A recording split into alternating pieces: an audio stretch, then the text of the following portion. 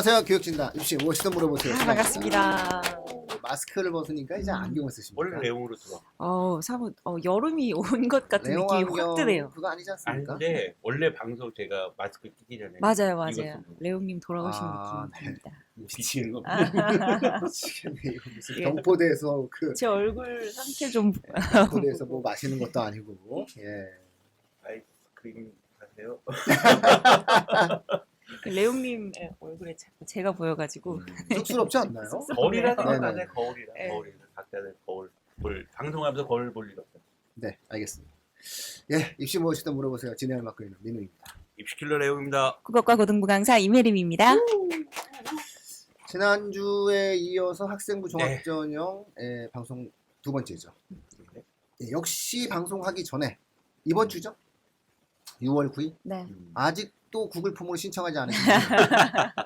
예, 제가 이 정도까지 얘기하시면 좀 진심을 좀 알아주시는 것이 어떨까 싶습니다. 제가 2015 교육과정이 만들어지면서 사실 이 방송을 시작한 거거든요. 그러니까 문이과 통합을 통해서 대한민국의 입시의 흐름이 굉장히 많이 바뀐다. 이걸 많은 분들에게 정확하게 알려야 되겠다는 취지로 교육진담을 시작했거든요. 근데 이 교육진담을 시작하는 과정 속에서 입시적인 형태에 대한 제도 변화가 가장 크게 일어난 사건입니다. 그래서 이번 설명회에는 제가 이렇게까지 시청자분들께 말씀드립니다.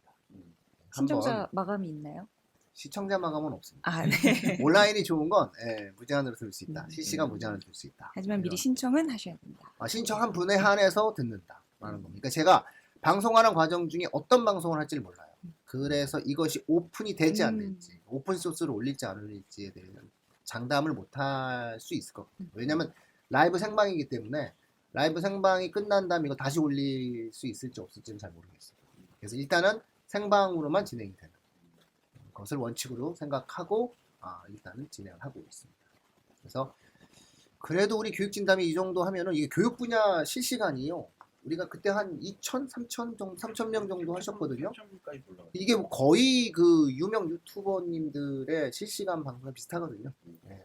저희가 뭐 그 구독자 수라든가 이런 건 적어도 어쨌든 교육 분야에 있어서 이런 내용을 갖고 진행을 할 때 한 번쯤 우리가 1,000분 이상의 학부모님들과 함께 소통을 하고는 싶습니다.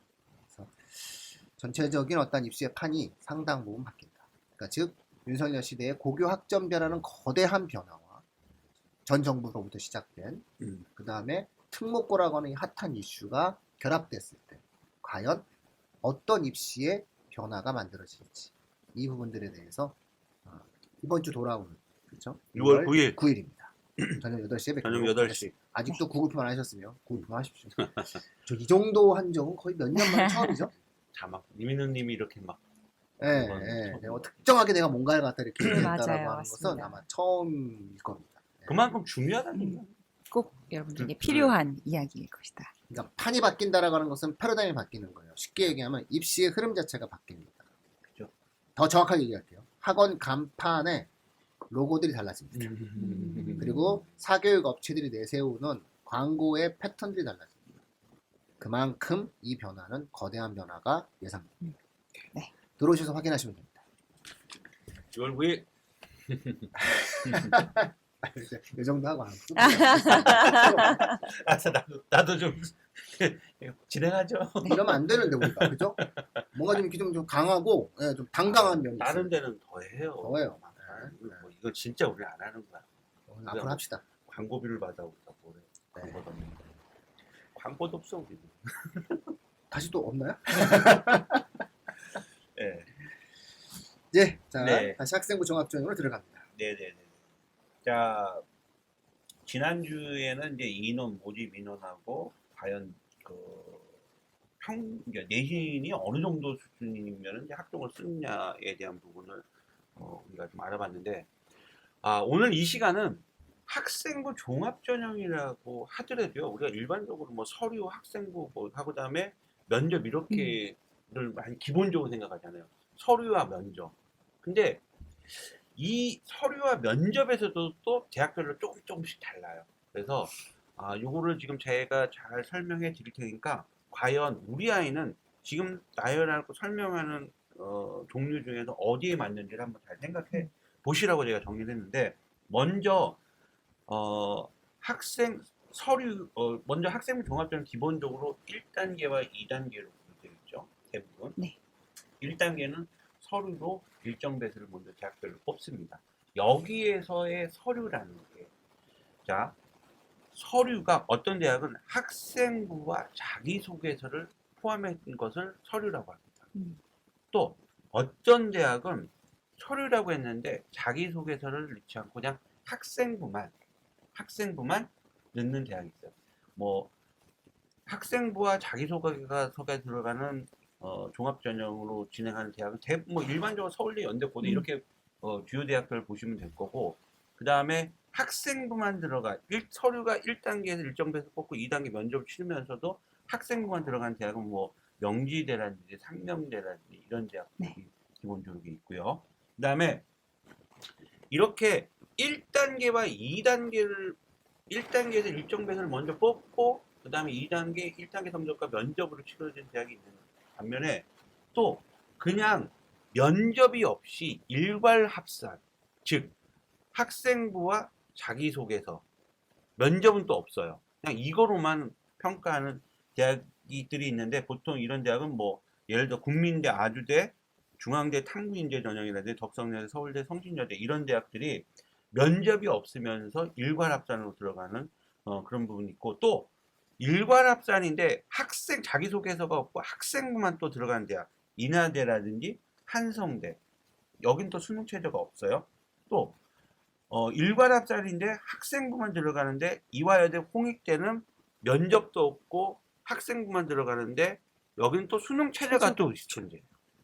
그 다음에 전체적으로 봤을 때 학생부 종합전형인데 서울 인서울 쪽에서 수능 최저를 요구하는 대학이 서울대학교. 그 다음에 뭐 서울대 일반전형 말고요. 직윤이 작년까지만 해도 일괄 전형이었는데 올해서부터 1단계, 2단계로 바뀌었어요. 그래서 요거를 이제 직윤이라고 보시고 수능 최저가 존재한다 보시면 되고, 연세대 활동우수 전형 수능 최저 존재하고요. 고려대학교 수능 최저 존재하고요. 뭐 계열적합만 수능 최저가 없죠. 네. 이화여대 미래인재들은 수능 최저 적용되고, 홍익대학교 학생부 종합전형 수능 최저 있고요. 서울교대가 수능 최저가 있습니다. 그러니까 대부분 이렇게 그 일괄 합산을 유지하면서 수능 최저가 존재하는, 즉 이화여대나 홍대 같은 경우는 또 수능 최저가 이렇게 쉬운 수능 최저는 또 아니에요. 그래서 이게 과연 우리 아이가 서류 자기소개서도 쓰고 면접까지 잘할 자신이 있다면 그런 대학들. 근데 자기소개서를 좀 못 쓸 것 같아요. 좀 힘들어할 것 같아요. 없는 대학을 피해서 써도 되고. 그 다음에 면접을 좀 힘들어해. 그러면 면접이 없는 대학을 찾아서 또 쓰면 될 것 같다. 이렇게 학생부 종합전형이라 하더라도 그 세부적으로 형태가 조금씩 다 달라요. 그러니까 제가 좀 말씀드리고 싶은 것은 아까 말한 대로 자기소개서가 없다고 그냥 학생부 생기부만 반영되는 대학은 아무래도 좀 학업 역량 쪽을 좀 더 많이 보겠다는 거죠. 즉 학업 역량의 내신, 아까 지난주에 또 민원님이 말씀 학생부 종합전형은 기본을 이 학생부 종합전형이 하더라도 내신이 있다, 그렇게 말씀드렸지.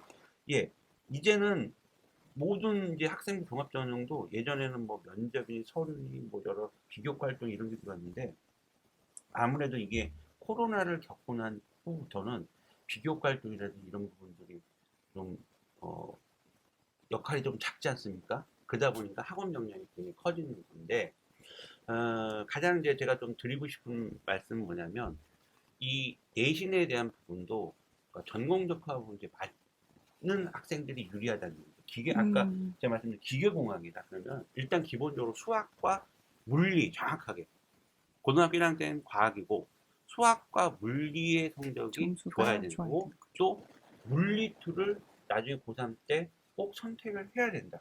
이게 전공 적합성의 우수성을 또 입증할 수 있는 부분, 그 다음에 세특으로도 연결되는 여러 가지 부분들이 있어요. 그래서 그냥 학종을 써야 됩니까? 어떻게 해야 됩니까? 교과를 써야 됩니까? 논술을 써야 됩니까? 저는 먼저 이렇게 결론 내리고 싶어요. 학종을 준비하는 학생은 고1 때부터 준비했어야 음. 된다. 그냥 내신 나온 걸 가지고 학종을 써볼까요? 이거는 성공할 확률이 매우 적다. 저는 그렇게 좀 말씀드리고 싶어요. 그래서 학종을 준비하는 학생이 있다면 정말 1학년 때부터 해야 되는 거고, 물론 생기부에 있는 글들은 세팅이나 이런 건 모든 것은 다 학교 선생님들이 써주는 겁니다. 학생이 쓰는 건 없습니다. 그런데 결론적으로 봤을 때 나중에 가면은 학종은 선생님이 써줘야 되는 거지만, 사실 그런 부분들을 또 치밀하게 내가 어떤 활동을 해서 이런 것을 선생님하고 그런 것을 좀 서로 이제 의견을 조율하면서 자기의 생각을 또 표현할 수 있는 그런 학생, 그러니까 그런 학생들이 학생부 종합을 미리 생각하고 있는 학생이었다고 저는 생각을 해요. 그렇기 때문에 저는 학생부 종합 전형을 준비하는 학생이 전형을 쓰고 싶다 하는 고3이 있다면, 그 아이는 고1 때부터 저는 그런 생각과 행동이 일치돼서 고3까지 온 학생이 써야 된다고 저는 보고 있습니다. 그러면은 고등학교 1학년 때부터 어느 방향성을 가지고 준비를 해야 되는 건지 그런 걸 많이들 궁금해하실 것 같아요. 진로에 네. 대한 저희가 이제 검사도 항상 고등학교 1학년 때면 진로에 대한 검사. 그다음에 학교에 가면요, 학교에서 진로 선택 검사를 다 해줍니다. 고등학교 1학년에서 다 합니다. 그래서 그 진로에 맞게끔 이제 본인 내가 적성이 어디로 나온다. 학교에서도 하고, 심지어 저희는 학원에서도 다 그런 걸 해주고 컨설팅을 하고 다 해주는 부분이에요. 네. 그게 제일 중요하죠, 진로에 대한 부분. 아무래도. 예, 근데 뭐 그 약간 뭐 다른 말씀을 좀 드리자면, 학생부 종합전형에 있어서 그 일관성이라고 하는 측면, 1학년 때부터 진행하는 그 일관성이라는 측면에 대해서는 조금 다르게 그 접근하셔도 상관이 없습니다. 1학년 때 내가 무언가 활동을 했다라고 하면 됩니다. 그러니까 학생부 종합전형 어렵게 생각하시면 안 되고요. 그리고 뭐 학원이라든가 이 컨설턴트들 만나면 되게 복잡한 말을 많이 합니다. 제가 예전부터 어렸을 때부터 병원에 갈 때마다 제가 상당히 불만이었던 게 뭐냐면, 옛날 느낌 막 쓰시거든요. 처방전을. 네. 못 알아보는 이유. 저는 그게 영어가 아닌 줄 알았어요. 맞아요. 알아볼 수 이제 없는 봤더니 글자 영어였더라고요. 쓰시죠. 아니, 나도 영어 할 줄 아는데 못 알아보는 영어를 막 쓰시더라고요. 그래서 우리가 어떤 이슈에 대해서 어렵게 말한다는 것은 모른다라고 생각하시면 됩니다. 학생부 종합전형은 쉽게 말해줘야 됩니다. 자, 그랬을 때 어떤 학생이 서류적으로 강한 학생이냐. 자, 첫 번째, 어떤 학생이 서류적으로 강한 학생이냐. 할 걸 한 학생입니다. 그러니까 기계공학과를 가는데 물리를 수강하면 할 걸 한 학생입니다. 근데 이 물리를 했는데 물리 등급이 제일 좋아. 할 걸 한 학생입니다. 이렇게 이해하셔야 돼요. 그죠? 그러니까 선택 이수제 하에서의 대한민국 학생부 종합전형은 첫 번째, 할 걸 한 학생입니다. 그러니까 1학년 때 뭘 했다 하더라도 2학년 때 그거를 할 걸 했으면 된 겁니다. 1학년 때 내가 경제학과를 가고 싶어서 인생을 막 살다가 2학년 때 갑자기 자동차를 만들고 싶어서 물리를 1등급 받으면 그게 할 게 한 겁니다. 이런 것에 대해서는 좀 자유로워지십시오. 그러니까 할 걸 한 학생. 두 번째, 할 걸 한 했는데 내가 가고자 하는 학과에 맞춰서 선택 과목에 대한 내용들을 했는데 그게 세특이 좀 괜찮아. 내세울 만한 게 있을 때. 두 번째는 뭐냐면은 내가 자랑할 만한 게 좀 있다. 내가 다른 학생과 비교해서 좀 특색 있다가 있으면 되는 겁니다. 여기서 특색을 상대적으로 생각하십시오. 과거의 학생들과 저 시골의 일반고 학생들을 동등하게 비교하지 않습니다. 대학들은. 굳이 그래야 될 이유가 없습니다. 환경이 다르기 때문에 각각의 가치가 다릅니다. 그러니까 자신 있게 내가 현재 처해 있는 학교에서 열심히 한 활동이 있다. 그리고 그것이 특색이 있다라고 얘기하면 그걸 밀어붙이십시오. 대학은 그것에 대해서 높은 평가를 해줍니다. 모든 활동을 모든 학생들과 놓고 동등하게 비교하지 않는다고 생각하셔야 됩니다. 왜냐하면 각각의 조건과 환경이 다르기 때문에 거기서 이 아이가 성장해가는 가능성도 명확한 평가의 대상이 될 수 있습니다. 그렇기 때문에 그런 것에 대해서 자유로워지십시오. 자, 정리합니다. 할 걸 한 학생. 그렇죠? 선택 과목에서. 두 번째, 거기서 특색이 있으면 됩니다. 이러면 서류적으로 학생부 종합전형을 지원할 수 있습니다. 다만 여기서 내신이 좋아야 된다, 나빠야 된다? 좋아야죠. 어느 정도 좋아야 됩니다. 다만 이 내신이 숫자적으로 따진다 아니면 구간으로 따진다. 구간으로 따진다. 그러니까 2점대 요 정도 2.0에서 뭐 예를 들어서 2.5 이러면 상관이 없다는 겁니다. 이게 교과랑 다르다라고 하는 점은 지난주에 제가 말씀드렸던 부분. 자, 이렇게 학생부 종합전형을 준비를 하는데 여기에 두 가지 변수가 또 있습니다. 하나는 면접, 그쵸? 네. 또 하나는 최저. 수능 최저. 요거는 각각의 학생들의 처해 있는 조건에 따라서 선택하십시오. 즉 우리 애가 학생부 종합전형을 넣는데 수능 최저를 맞출 수 있을 것 같으면 수능 최저 있는 학교를 넣는 게 유리할 거고요. 그죠? 우리 애가 면접을 좀 잘 못 볼 것 같으면 면접을 피하시는 게 좋고요. 어쨌든 이런 식으로 면접이라는 요소와 수능 최저라는 요소는 아이의 상황에 맞게 선택하십시오. 다만 제가 한 가지 팁을 드리자면 1단계 서류 전형, 2단계 면접, 그쵸? 그 다음에 일괄 합산. 이 중에서 면접을 그래도 부각하는 학교는 어느 학교가 면접을 부각하는 걸까요? 상식적으로. 아무래도 단계를 나눈다라고 하는 것은 면접을 좀 중시한다라고 우리가 뉘앙스를 가질 수 있습니다. 근데 두 번째. 면접을 하는 학교 중에서 자소서를 안 보는 학교가 있습니다. 그럼 이 학교는 면접의 방향을 명확히 지정한 겁니다. 뭐다? 학생부의 진위 여부를 확인합니다. 그래서 이 학교의 각각의 특징이 있습니다. 즉 다시 말해서 서울대 연고대는 1단계와 2단계로 구분하고 학생부와 자소서를 봅니다. 그러니까 이 경우에 있어서는 면접에 있어서의 특색이 있는 다양한 형태로 학생들을 종합적 평가를 하겠다라고 보는 겁니다. 그런데 똑같이 1단계, 2단계를 나누지만 대진대, 명지대, 상명대는 서류에서 학생부만 요청합니다. 그렇다면 이것은 이 학생부 상에서의 활동을 위주로 해서 질문할 가능성이 높습니다. 이런 식으로 따지시면 됩니다. 그렇게 해서 일괄합산까지 해가지고 살펴보신다면은 학생부 종합전형에 관련된 대략의 흐름들을 잡을 수 있지 않을까 생각됩니다. 제가 마지막으로 드리고 싶은 말씀은 어려워하면 아무것도 안 됩니다. 그냥 덤비면 됩니다. 네, 맞아요. 네, 그래서 도전하십시오. 도전하시면 되는 거고 잘 모르신다 싶으면은 뭐 방송 한 번 더 들으시면 됩니다.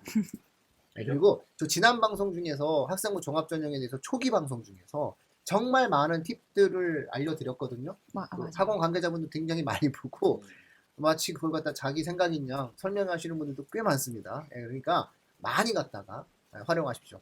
그거에 대해서 뭐라고 하지 않겠습니다. 예. 깔끔한. 예, 제 얘기 여기서 마치겠습니다. 마무리하시죠. 그럴까요? 그냥 끝날까요? 네, 끝내도 되겠죠? 네, 이 정도면 아니 뭐. 안경을 쓰니까 눈이 안 보여서 언제 끝내야 될지를 모르겠어요. 그 안경고 참 한번 벗기고 싶네.